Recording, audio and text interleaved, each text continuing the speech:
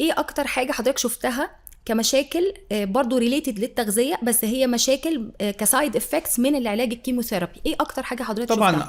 على اعلاهم على التوب يعني هو القيء او الترجيع، وده مهم جدا بقى.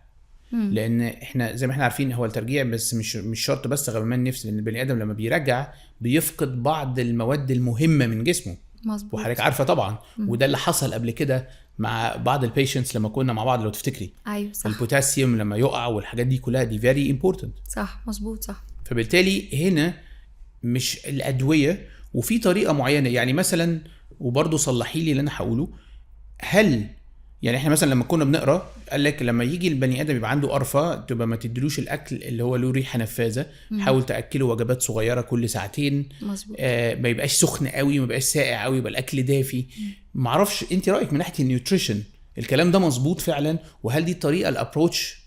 هو مظبوط صح، لان احنا في حاجات في النيوتريشن احنا بناخد السايد افكتس اللي ريليتد للبيشنت حصلت له.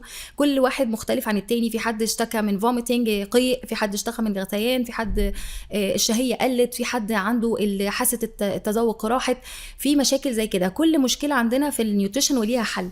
يعني مشكله الشهيه القليله ان احنا بنقسم الوجبات دي، مظبوط فعلا، بنقسم الوجبات ل5 ل6 وجبات صغيره على مدار اليوم، وانها اهم حاجه تكون عاليه في السعرات وعاليه في البروتين، بحيث ان احنا ناخد احتياجاتنا في اليوم.